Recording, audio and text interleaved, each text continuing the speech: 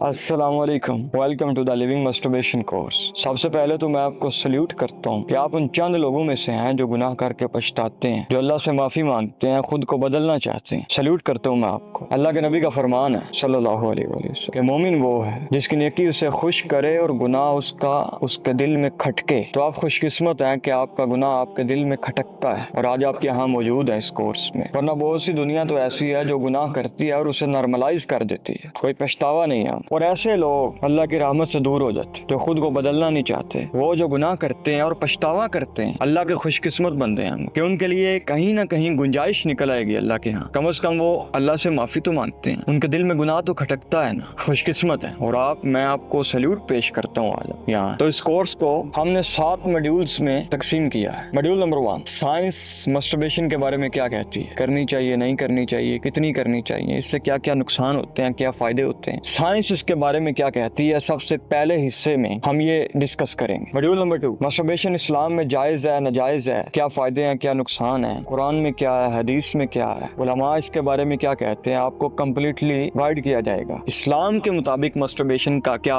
Image है। Module number 3 में हम बात करेंगे कि साइंस की बात माननी चाहिए या इस्लाम की बात माननी चाहिए। अगर साइंस की माननी चाहिए तो क्यों माननी चाहिए, अगर इस्लाम की बात को अहमियत देनी है तो क्यों देनी, व्हाई, व्हाट्स द रीजन, इसके बारे में आपको गाइड किया जाएगा। और मॉड्यूल नंबर 4 में हम बात करेंगे कि लोग मुझसे नहीं करते क्यों, क्या चीजें हैं जो रीजंस बनती हैं, वजह बनती हैं कि एक बंदे को पता ही नहीं चलता कि वो मस्टरबेशन कर लेता है और बाद में पछतावा करता है। वजह क्या बनती है, उसका पूरा प्रोसेस आपको बताया जाएगा कि किस तरह यहाँ से शुरुआत होती है और यहाँ आगे बंदा पछतावा कर रहा होता है। ये दरमियान में क्या प्रोसेस है, क्या चीजें हैं जो इंसान को मस्टरबेशन करने की तरफ लेकर जाती हैं। मॉड्यूल नंबर 5 में जो कॉमन मिथ है कि इससे नजर कमजोर होती है, बाल जड़ते हैं, बंदा शादी के काबिल नहीं रहता, रिलेशनशिप्स के काबिल नहीं रहता, औलाद नहीं होती, ये तमाम जो बातें फैली हुई हैं इसके बारे में, क्या ये ठीक है गलत है, किस हद तक ये सच है, आपको इस मॉड्यूल नंबर 5 में बताया जाएगा। उसके बाद मॉड्यूल नंबर 6 में आपको बताया जाएगा कि आप किस तरह इस बुरी आदत को अपनी जिंदगी से निकाल सकते हैं, इससे छुटकारा पा सकते हैं। आपको प्रैक्टिकल वेज बताए जाएंगे जिन्हें फॉलो करके आप इस बुरी आदत को अपनी जिंदगी से दूर भगा सकते हैं और एक नई जिंदगी की शुरुआत कर सकते हैं। आपको प्रैक्टिकल स्टेप्स बताए जाएंगे। इसके बाद last but not the least module number 7, इसमें हम एक Q&A सेशन रखेंगे। सबसे पहले तो आप ये कोर्स जो आपके लिए बनाया गया इसे 2-3 बार गौर फिक्र से देखेंगे। उसके बाद जिन चीजों की आपको समझ नहीं आई, जो आपके माइंड में कंफ्यूजन्स हैं, कोई डाउट्स हैं, इस Q&A सेशन का आपको एक लिंक दिया जाएगा जिसे आप ज्वाइन करेंगे। इस Q&A सेशन में आप किसी किस्म का भी सवाल जो आपके जहन में है इस कोर्स को देखने के बाद आप कर सकते हैं और आपके हर सवाल का जवाब मिलेगा इंशाल्लाह। एक बार फिर मैं रिवाइज करता हूँ। मॉड्यूल नंबर 1 में हम बात करेंगे साइंस मस्टरबेशन के बारे में क्या कहती है। मॉड्यूल नंबर 2 में हम बात करेंगे कि इस्लाम मस्टरबेशन के बारे में क्या कहता है। मॉड्यूल नंबर 3 में हम बात करेंगे कि साइंस की बात माननी चाहिए या इस्लाम की बात माननी चाहिए। मॉड्यूल नंबर 4 में हम बात करेंगे कि क्या चीजें हैं जो रीजंस बनती हैं कि एक बंदा मस्टरबेट करता है, क्या चीजें हैं जो उसे मस्टरबेशन की तरफ लेकर जाती हैं, क्या प्रोसेस होता है। मॉड्यूल नंबर 5 में हम बात करेंगे कि जो बातें इसके बारे में फैली हुई हैं, जो कॉमन मिथ्स हैं कि इससे नजर कमजोर होती है, बंदा शादी के काबिल नहीं रहता। मॉड्यूल नंबर 6 में हम डिस्कस करेंगे कि किस तरह इस बुरी आदत को अपनी जिंदगी से निकाल सकते हैं। Last but not the least module number 7 में Q&A सेशन होगा जिसका आपको लिंक दिया जाएगा। आप क्लास ज्वाइन करेंगे, किसी किस्म का सवाल आप वहां कर सकते हैं और आपको जवाब मिलेगा इंशाल्लाह। तो शुरू करते हैं मॉड्यूल नंबर 1 से कि साइंस मस्टरबेशन के बारे में क्या कहती है। जितनी रिसर्चेज आज तक हुई हैं और जितने आर्टिकल्स लिखे गए हैं और जितनी किताबें लिखी गई हैं, उसमें मस्टरबेशन को नॉर्मल करार दिया गया है कि ये कोई बड़ी बात नहीं है। अगर आप वीकली या मंथली करते हैं एक लिमिट में रहकर तो मस्टरबेशन करने में कोई हर्ज नहीं है। साइंस ये कहती है इससे इंसान का स्ट्रेस टेंशन रिलीज होती है, बंदा रिलैक्स फील करता है, बंदे को खुशी मिलती है, डोपामीन मिलता है और बंदा रिलैक्स होकर किसी काम पे अच्छे तरीके से फोकस कर सकता है। अगर एक लिमिट में रहकर मस्टरबेशन की जाए तो साइंस कहती है कि इसमें कोई हर्ज नहीं। अगर मंथली आप एक बार करते हैं, लेकिन अगर आप एक्सेसिव करेंगे, लिमिट्स क्रॉस करेंगे तो फिर मसला बनेगा। फिर आप स्ट्रेस में जाएंगे, खुद आपको शर्मिंदगी फील होगी, पछतावा करेंगे, आपके रिलेशनशिप्स डिस्टर्ब होंगे। इससे एक पाकिस्तानी डॉक्टर साहब ने बात की थी कि 16 बार भी एक दिन में कर लें तो बिल्कुल गलत बात है ये, बिल्कुल गलत बात है ये कहीं नहीं लिखा, ना साइंस कहती है ना इस्लाम कहता है। साइंस ने भी अलाउ किया लेकिन एक लिमिट में रहकर। अब लिमिट क्रॉस करेंगे तो फिर उसका भी नुकसान है। यानी मंथली एक बार अलाउ किया साइंस ने, तो नतीजा क्या निकला कि साइंस अलाउ करती है लेकिन एक लिमिट में रहकर। अब इसके बाद हम बात करेंगे मॉड्यूल नंबर 2 कि इस्लाम मस्टरबेशन के बारे में क्या कहता है, कुरान में क्या है, हदीस में क्या है, उलमा क्या कहते हैं। सबसे पहले बात करेंगे कुरान में। अल्लाह ताला ने कुरान में फरमाया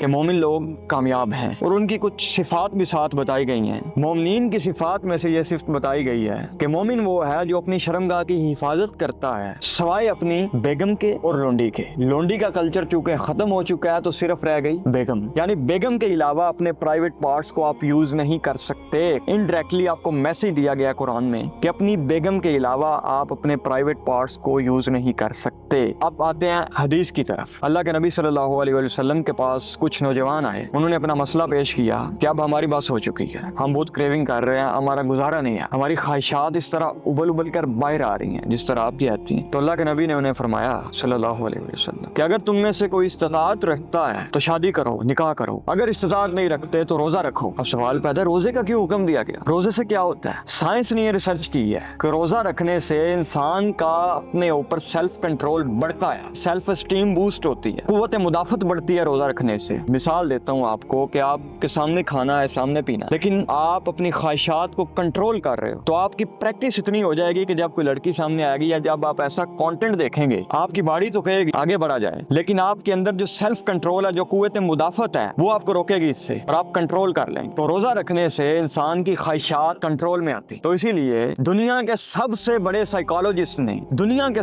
साइकोलॉजिस्ट ने इंसान की पूरी बॉडी को समझते हुए और उसकी नीड्स को समझते हुए ये हुक्म नहीं दिया कि मस्टरबेट करो, कोई शॉर्टकट ना लो, रोजे का हुक्म दिया। आपके पास कोई जवाब नहीं है इसका। अल्लाह के नबी ने और अल्लाह ताला ने कुरान में कोई चीज ऐसी मिस नहीं की जो इंसान के लिए बेहतर हो, कोई चीज जो इंसान के जिस्म के लिए, इंसान की मेंटल हेल्थ के लिए और फिजिकल हेल्थ के लिए जो जरूरी हो, जो लाजिम हो, कुरान में अल्लाह ताला ने और अल्लाह के नबी ने अपनी जिंदगी में उसे डिस्कवर ना किया हो, ये हो ही नहीं सकता। It's impossible. और अगर उन्होंने, अल्लाह ताला ने कुरान में मस्टरबेशन को सजेस्ट नहीं किया और अल्लाह के नबी ने अपनी जिंदगी में इसे सजेस्ट नहीं किया, इट मींस दैट ये हमारे लिए बेहतर नहीं है, ये साबित होता है। तो अब बात करेंगे कि उलमा क्या कहते हैं इसके बारे में। जितने भी ऑथेंटिक उलमा हैं जिन पे मैंने रिसर्च की है, उन्होंने इसको हराम करार दिया, टोटल हराम, नो चांस, क्योंकि दीन पूरा खड़ा ही सेल्फ कंट्रोल पे है। तो एक बंदा जो मस्टरबेशन कर रहा है, it means that he is lack of self control, उसका कंट्रोल नहीं है अपने आप पे। जिस बंदे का अपने आप पे कंट्रोल नहीं है वो मोमिन कैसे हो सकता है? अल्लाह के नबी का फरमान है कि पहलवान वो नहीं जो अपने दुश्मन को मैदान में बिछाड़ दे, पहलवान वो है जो अपने गुस्से को कंट्रोल कर ले। यानी सेल्फ कंट्रोल को इस कदर अहमियत दी गई है कुरान में, हदीस में, कि मोमिन सेल्फ कंट्रोल के बगैर मुकम्मल नहीं होता। और जितने ऑथेंटिक उलमा है, जहाँ तक मेरी रिसर्च है, उन्होंने इस चीज को हराम करार दिया। ये बिल्कुल जायज नहीं है। कुरान में या हदीस में इसका कोई सजेशन नहीं मिलता। और इतने बड़े साइकोलॉजिस्ट जिस अल्लाह ने आपको बनाया है, वो आपकी साइकोलॉजी को नहीं जानता, वो आपकी जरूरियात को नहीं जानता। उसने नहीं कहा कि मस्टरबेट करो। अल्लाह के नबी दुनिया के सबसे बड़े लीडर, उन्होंने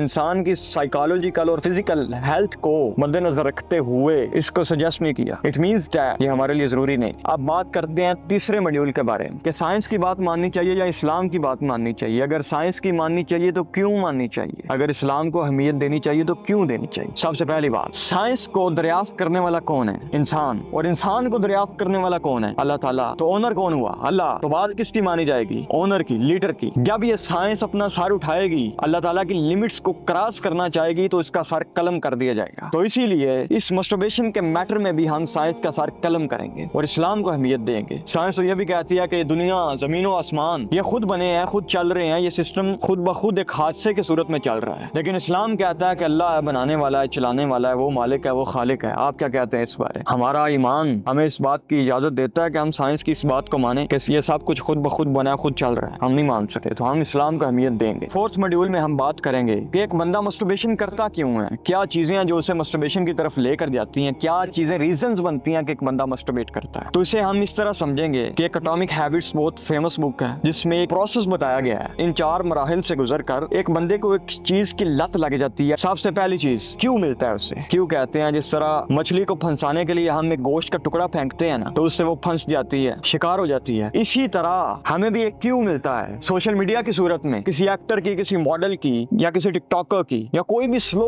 पॉइजनिंग वीडियो जो आपका ट्रिगर बनता है और आपको क्यों मिलता है। उसके बाद दूसरा प्रोसेस आता है क्रेविंग का। जब आपको क्यों मिला कि आपने एक लड़की को देखा, क्रेविंग क्या है, उसके बारे में मजीद सोचेंगे या गलत कंटेंट जाके वेबसाइट पे देखेंगे, क्यों मिला, क्रेविंग की। और उसके बाद तीसरा प्रोसेस आता है कि फिर बंदा रिस्पॉन्स करता है। रिस्पॉन्स मींस कि आप मस्टरबेशन करेंगे या जिना करेंगे। सबसे पहले आपको मिला क्यों से फिर की आपने क्रेविंग क्रेविंग से फिर आपने रिस्पॉन्स दिया यानी मस्टरबेट किया, चौथी चीज एक मिलेगी वो है रिवॉर्ड। रिवॉर्ड मींस डोपामीन, खुशी मिलती है, जो रिलैक्स फील करते हैं आप मस्टरबेट करके। तो शुरुआत कहाँ से हुई? एक लड़की को आपने देखा, उसके बारे में मजीद सोचा या कंटेंट देखा जाके वेबसाइट से, उसके बाद रिस्पॉन्स दिया मस्टरबेट करके, और उसके बाद आपको एक रिवॉर्ड मिला डोपामीन की शक्ल में। यानी इन चार चीजों से गुजर कर एक बंदा किसी चीज का एडिक्ट हो जाता है, उसे लत लग जाती है। तो आप जरा नजर दौड़ाएं आपके पास्ट में से या अभी जो प्रेजेंट सिचुएशन है, जब आप मस्टरबेशन करते हैं तो आप इस प्रोसेस से गुजरते हैं या नहीं। यानी आप किसी लड़की को देखते हैं, उसके बाद उसके बारे में ज्यादा सोचते हैं, उसके बाद आप मस्टरबेट करते हैं, उसके बाद आपको रिवार्ड मिलता है यानी डोपामिन मिलता है, उसके बाद एक पछतावा भी मिलता है जिसे हम बाद में ऐड करें। इस प्रोसेस से गुजर कर एक बंदा मस्टरबेशन करता है। इससे गुजरने के बगैर वो मस्टरबेट नहीं कर सकता। मैं लिख कर दे सकता हूँ आपको ये बात। यानी सोशल मीडिया के थ्रू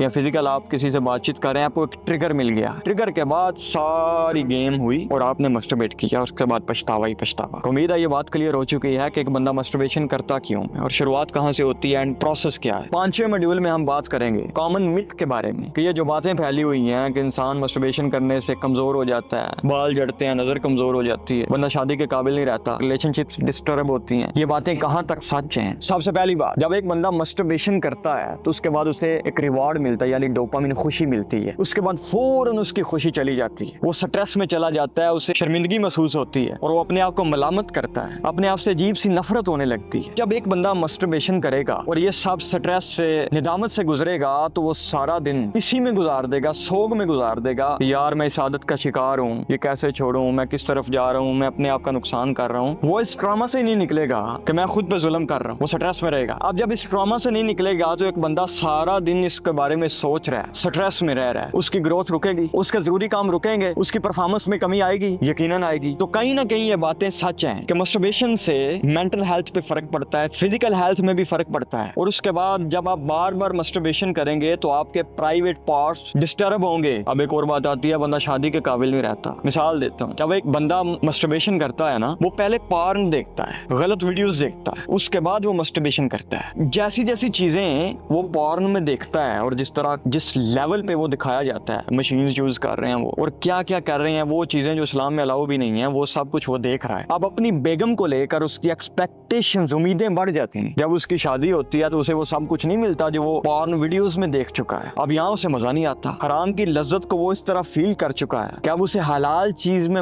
मजा ही नहीं आता। इसीलिए हजारों मिसालें ऐसी हैं कि बंदे शादी के बाद भी मस्टरबेशन करते हैं, इस चीज का शिकार हैं क्योंकि उन्हें हलाल में मजा ही नहीं आता, पॉर्न देखते हैं। इसी तरह उसके रिश्ते में दरार पड़ेगी। तो कहीं ना कहीं ये मस्टरबेशन और पॉर्न आपकी शादीशुदा जिंदगी को अफेक्ट कर सकते। जब आप हराम चीज का इतना मजा ले लेंगे, उसमें इतना डूब जाएंगे तो आपका दिल सख्त हो जाएगा। ये तमाम बातें कहीं ना कहीं ठीक नजर आती हैं, किसी हद तक ये सच है। अब बढ़ते हैं अगले मॉड्यूल की तरफ। 6 मॉड्यूल में हम बात करेंगे कि किस तरह आप इस आदत को अपनी जिंदगी से निकाल सकते हैं, इससे छुटकारा पा सकते हैं और एक नई जिंदगी की शुरुआत कर सकते हैं। 5 चीजें अपनी जिंदगी में ऐड करें। तो मैं बड़े वसूख से कहता हूँ, बल्कि साइंस कहती है, इस्लाम कहता है कि ये 5 चीजें ऐड करो अपनी जिंदगी में तो आप इस बुरी आदत से छुटकारा पा सकते हैं। तो सबसे पहली चीज, वो चीजें जो आपको जिना की तरफ लेकर जाती हैं, वो गोश्त का टुकड़ा जिससे मछली फंसती है जाल में, उससे बचना है। हर वो चीज जो आपको जिना की तरफ लेकर जाती है, अल्लाह फरमाता है ना कुरान में, वला तक़रबुज़ ज़िना, जिना के करीब ना जाओ। करीब जाने का मतलब है कि हर वो चीज जो आपको जिना की तरफ लेकर जाती है उसके करीब ना जाओ। यानी ये रील्स, ये एक्टर्स की सूरत में, या किसी लड़की को देखा आपने बदनजरी की, तो ये चीजें आपको जिना की तरफ लेकर जाती हैं, जिना के करीब लेकर जाती हैं। तो इन चीजों से आपने बचना है। अपना स्क्रीन टाइम कम करें, ऐसी चीजें ना देखें, ऐसे प्लेटफॉर्म पे कम वक्त सर्व करें जिसपे आपको पता है कि कोई ना कोई ऐसी चीज मुझे दिखा दी जाएगी जिससे मैं डिस्ट्रैक्ट हो जाऊंगा। ऐसे प्लेटफॉर्म का यूज ना करें। नंबर 2, दूसरा काम आपने करना है, मसरूफ रहना है, बिजी रहना है। साइंस कहती है कि जितने लोग जिन्हें करने को कोई काम नहीं है, उनके अंदर मस्टरबेशन ज्यादा पाई जाती है, पॉर्न एडिक्शन ज्यादा पाई जाती है एज कम्पेयर टू जो बिजी हैं, जो मसरूफ हैं, जिनके पास करने को कोई काम है, उनमें मस्टरबेशन बहुत कम है। क्या आपको टाइम ही ना मिले पॉर्न देखने का, आपको टाइम ही ना मिले उस गोश्त के टुकड़े को निगलने का, तो मसरूफ रखें अपने आप को। कोई काम भी नहीं है ना, तो ये काम ना करो, स्क्रॉलिंग ना करो। जिसके पास करने को कोई काम नहीं है, इस्लाम उसके बारे में कहता है कि खाली दिमाग शैतान का घर होता है। The moment you have nothing to do, you are gonna do what you don't want to do। यानी जब आपके पास करने को कोई काम नहीं होगा तो आप वो काम करने पर मजबूर हो जाएंगे जो आप करना नहीं चाहते। यानी आपके पास करने को कोई काम नहीं है, आप फारिग बैठेंगे, कोई सामने चीज आ गई, पहले ही आपकी सेल्फ एस्टीम लो है, आपके अंदर कॉन्फिडेंस नहीं है, खुद गिल्ट का शिकार है, शर्मिंदगी है, उसके बाद आपकी परफॉर्मेंस में कमी रहती है, घर में है, काम कोई नहीं करते, पैसा नहीं कमाते, पहले ही आपकी अंदर कॉन्फिडेंस नहीं है, पहले ही आपकी सेल्फ एस्टीम लो है। और जब आप देखेंगे ऐसी चीज को, अपने आप को कंट्रोल करने के लिए कुव्वत मुदाफत चाहिए, वो नहीं होगी आपके पास, तो फिर आप उस चीज का शिकार हो जाएंगे, एडिक्ट हो जाएंगे। तो अपने आप को किसी ना किसी ऐसी सिचुएशन में डाले रखें कि आपको टाइम ना मिले गलत चीज देखने का, स्क्रॉल करने का। नंबर 3, तीसरा काम, आपको एक भाई वाला सजेशन देता हूँ, वर्जिश करें। खुदा की कसम आपके अंदर कुव्वत मुदाफत आएगी, आपके अंदर एक एतमाद आएगा अपनी जात पे, आपको एक कॉन्फिडेंस मिलेगा और वो कॉन्फिडेंस आपको बचाएगा हर उस चीज से जो आपके लिए नुकसान दे। मिसाल देता हूँ, जब एक बंदे को पता चल जाता है ना कि मैं काबिल हूँ, उससे एक यकीन आ जाता है, कॉन्फिडेंस आ जाता है, फिर वो हर उस चीज से बचता है जो उसके लिए नुकसान दे, जो उसे डिस्ट्रैक्ट करती है उसके गोल से। तो कोई ना कोई काम ऐसा करें जिससे आपको अपनी अहमियत का पता चल जाए, आपकी काबिलियत का पता चले, आपके अंदर कॉन्फिडेंस आए। फजर की नमाज पढ़ने के बाद 15 मिनट रनिंग करें, पसीना आए, आपको जोर लगे आपका, और जब आपका जोर लगेगा ना, आपकी बॉडी को पेन होगा, बॉडी क्या डिजायर कर रही है यार बस करो, लेकिन आप उसके बावजूद अपनी ख्वाहिशात को कंट्रोल करके एक्सरसाइज करते रहेंगे। और यही कुव्वत मुदाफत, जब एक लड़की को आप देखेंगे ना, अब आपका अंदर डिजायर कर रहा है कि मैं इसे देखूं, मजे लूं, आगे बढ़ूं, आपकी ये कुव्वत मुदाफत आपको रोक लेगी, सेल्फ कंट्रोल आपका रोक लेगा अपनी बॉडी को, और आप उस चीज से बच जाएंगे। तो एक्सरसाइज करने से जो कुव्वत मुदाफत पैदा होती है बंदे में, वही कुव्वत मुदाफत जिंदगी के दूसरे कामों में उसके काम आती है। नंबर 4, चौथा काम, इन्नस्सलात तन्हा अनिल फहशाई वल मुनकर। बेशक नमाज ऐसी चीज है जो फहाशी और बेहयाई से रोकती है, जो बंदे को कंट्रोल में रखती है। वो कैसे? नमाज पढ़ना इटसेल्फ एक रिस्पॉन्सिबिलिटी है, एक जिम्मेदारी है। आप 5 वक्त जाते हैं टाइम निकाल कर। पहली बात है आप बिजी रहेंगे, मसरूफ रहेंगे, और जब बंदा मसरूफ रहता है वो इन चीजों से बचता है। दूसरी चीज, अल्लाह के साथ आप एक कनेक्शन महसूस करेंगे, और जब आप अल्लाह के साथ कनेक्शन महसूस करेंगे तो आपके अंदर अल्लाह का डर बढ़ेगा कि मैं ये नमाज भी पढ़ रहा हूँ, ये गुनाह नहीं यार, मैं ऐसे नहीं। आपका ज़मीर आपको मलामत करेगा कि भाई बाज आ जा, बार बार मलामत करेगा। और जब आप 5 वक्त वुजू करेंगे, एक नमाज पढ़ेंगे, दूसरी पढ़ेंगे, तो आप खुद को कंट्रोल करने की कोशिश करेंगे कि मैंने अगली नमाज पढ़नी, मैंने फिर अल्लाह के सामने जाना है, मैं ऐसा काम नहीं कर सकता। तो नमाज फहाशी और बेहयाई से रोकती है। नो कम्प्रोमाइज यार, दुनिया इधर दी इधर हो जाए, मैं नमाज नहीं छोड़नी। अहद करें अपने साथ। खुदा की कसम, मैंने अपनी जिंदगी में जब मैं इस तरफ आया ना, तो पहली चीज मैंने अडॉप्ट की थी नमाज। और खुदा की कसम ये सब नताज उस नमाज की वजह से, मेरी बुरी आदतें छूट गई सिर्फ नमाज की वजह से। तो नमाज पे नो कम्प्रोमाइज, मेरी रिक्वेस्ट है आपसे, नो कम्प्रोमाइज प्लीज यार। दुनिया इधर दी इधर हो जाए, मैं नमाज नहीं छोड़नी। अहद करें अपने साथ। नंबर 5, पांचवा का गोल बना ले अपना, उस जिंदगी का कोई मकसद सेट कर लें यार। आपको पता हो कि मैंने कहीं पहुंचना है, मैंने कहीं जाना है, मेरा कोई मकसद है, पर्पज है। मैं इस तरह अपनी बॉडी, अपने दिमाग को जाया नहीं कर सकता, मैं इस तरह अपने आप को बर्बाद नहीं कर सकता। मैं इतना सस्ता नहीं हूँ कि इन कामों में अपना टाइम, अपनी एनर्जी, अपनी हेल्थ जाया कर दूं। मकसद बनाए अपना, कोई मकसद बना ले। अगर आपको कुछ भी समझ नहीं आता, एक मकसद बना ले कि मैंने अल्लाह की रजा के लिए, अल्लाह के दीन को बुलंद करने के लिए कुछ करना है, ये मकसद बना ले। और सबसे बड़ा मकसद मैं समझता हूँ कि ये मकसद है कि मैं अल्लाह के लिए, अल्लाह के लोगों के लिए, उनकी भलाई के लिए कोई काम करूं। खुदा की कसम ये मकसद आपको रोकेगा हर उस चीज से जो आपके लिए नुकसान दे। लोगों की हेल्प करें, वेलफेयर का काम करें, किसी ना किसी चीज में इन्वॉल्व हो जाए। अल्लाह आपको उसके सदके एडिक्शंस दूर कर देगा आपसे। मकसद बना ले अपना जिंदगी का, तो मैं कुछ करना चाहता हूँ अल्लाह की रजा के लिए, अल्लाह के दीन के लिए, और अल्लाह से साथ दुआ भी कर, या अल्लाह ये तेरा बंदा हाजिर है, मैं पूरी एफर्ट कर रहा हूँ और मैं गुनाह को गुनाह समझता हूँ, मैं नॉर्मलाइज नहीं करता, मैं खुद को, अपने ज़मीर को लोरी नहीं देता कि इतनी बड़ी कोई बात नहीं है, सब करते हैं, मुझसे नहीं, सब करते हैं मस्टरबेशन। मैं या अल्लाह इस बात को मानता, मुझे या अल्लाह को मकसद दे दे जिंदगी में, और मुझे इतना मसरूफ कर दे कि गुनाह करने का मुझे टाइम ना मिले। खुदा की कसम आप ये दुआ करें 20 दिन, फिर नतीजा देखें। अल्लाह आपको कभी भी अपने दर से खाली वापस नहीं जाने देगा। जब मैं नमाज नहीं पढ़ता था, 1-2 पढ़ता था, तो मैं अल्लाह से दुआ करता था, या अल्लाह मुझे 5 वक्त की नमाज की तौफीक दे दे, 5 वक्त बाजमात नमाज अदा करने की तौफीक दे। और आज अल्हम्दुलिल्लाह मैं 5 नमाजें पढ़ता हूँ। और आज भी किसी मामले में मैं कोई चीज भी खरीदनी हो, कोई चीज बेचनी हो, कोई काम, कोई छोटा इनिशिएट लेना हो, कोई स्टेप लेना हो, मैं पहले अल्लाह से दुआ करता हूँ, या अल्लाह अगर ये चीज मेरे लिए ठीक है तो मुझे दे दे, अगर नहीं ठीक तो दूर कर दे। जितने डिसीजंस अभी तक मैंने लिए हैं अल्हम्दुलिल्लाह पॉजिटिव रिजल्ट मिला है, सिर्फ इस वजह से कि मैंने सुपरमेसी अल्लाह को दे दी है। या अल्लाह तू करने वाला है, तू जानता है कि मेरे लिए क्या बेहतर है, क्या नहीं बेहतर, तू फैसला कर मेरे लिए। तो 5वीं चीज हमने डिस्कस की थी कि there must be a purpose of life, you must have something to do. कोई मकसद होना चाहिए आपकी जिंदगी का जो आपको रोके फजूल बैठने से, फजूल बातें करने से, चुगली गीबत करने से, स्क्रोलिंग करने से, जो आपको रोके, जो कहे नहीं भाई आपने कहीं पहुंचना है, कहीं जाना है आपने, आपका मकसद आपको मजबूर करेगा कि आप इन चीजों से बचेंगे, इन एडिक्शन से बचेंगे, मस्टरबेशन से, पॉर्न एडिक्शन से बचेंगे। जब आपको पता चल जाएगा कि मैं कुछ करने वाला, मैं कोई रोल प्ले करूंगा इस दुनिया में, जब आपके अंदर ये फीलिंग आएगी ना कि I am something, I am gonna do something, और ये चीजें मुझे डिस्ट्रैक्ट कर रही हैं इससे, ये पॉर्न एडिक्शन, ये स्क्रोलिंग, ये मस्टरबेशन मुझे डिस्ट्रैक्ट कर रही है मेरे गोल से, मेरे मकसद से, खुदा की कसम आप इसे छोड़ देंगे। 7th and the lost module, इस पूरी डिस्कशन में किसी चीज की आपको समझ ना आई हो, आपके जहन में कोई डाउट हो, कोई कंफ्यूजन हो, whatever you have in your mind you can share with me. आप टेक्स्ट कर सकते हैं, आप वॉइस मैसेज कर सकते हैं, आपके हर सवाल का, हर कंफ्यूजन का, हर डाउट का बर वक्त जवाब मिलेगा आपको। जितने लोगों के पास इस कोर्स की एक्सेस है उनका डाटा हमारे पास मौजूद है और आप किसी भी वक्त किसी भी मसले पर हमसे बात कर सकते हैं। हम आपकी पूरी हेल्प करेंगे और इस्लाह करने की कोशिश करेंगे। आप हमारे कांटेक्ट में रहेंगे regular for the life time. Thank you very much. Allah ने आपको चुन लिया कि आप आज इस कोर्स में मौजूद थे, क्योंकि मोमिन वो है जिसकी नेकी उसे खुश करे और गुनाह उसके दिल में खटके। यू आर लकी कि आपके दिल में गुनाह खटक रहा है और आप यहाँ मौजूद हैं। अल्लाह आपका गवाह है और अल्लाह आपको इंशाल्लाह तौफीक भी देगा। जो आपने ये कीमती टाइम हमें दिया है ना, तो कहते हैं कि जब दीन की बात हो रही होती है ना, तो फरिश्ते ऊपर आकर पर्दा कर लेते हैं, ऊपर आकर छाऊं करते हैं और अल्लाह कहता है देखो मेरे बंदों को कि ये मुझे डिस्कस कर रहे हैं। अल्लाह से आप माफी मांगे, जो हो चुका है माफी मांगे एक बार, और आज से एक नई जिंदगी की शुरुआत करें। ये 5 चीजें जो हमने आपको बताई कि हर उस चीज से बचना जो आपको जिना के करीब लेकर जाती है। दूसरी चीज, नमाज पढ़नी 5 वक्त, नो कॉम्प्रोमाइज। नंबर 3, एक्सरसाइज करनी, और हर मुश्किल के बाद आसानी, अल्लाह कुरान में कहता है। इस मुश्किल के बाद आपके अंदर कुव्वत मुदाफत पैदा होगी, रोजा रखने से और एक्सरसाइज करने से। ये 2 चीजें आपके अंदर कुव्वत मुदाफत, सेल्फ कंट्रोल बढ़ाती हैं। और number 5, you must have something to do. आपके पास कुछ करने को होना चाहिए, कोई मकसद, को पर्पस होना चाहिए। तो जब आप मकसद बनाएंगे तो ये चीजें आपको हल्की लगेंगी। एक नई जिंदगी की शुरुआत करें, दीवार पर चार्ट लगाएं और ऊपर मेंशन करें इन 5 चीजों को। रोज अपना जायजा लें कि मैंने अप्लाई कर रहा हूँ अपनी जिंदगी में या नहीं। इंशाल्लाह मिलते हैं अभी। ओके डियर्स, अल्लाह हाफिज।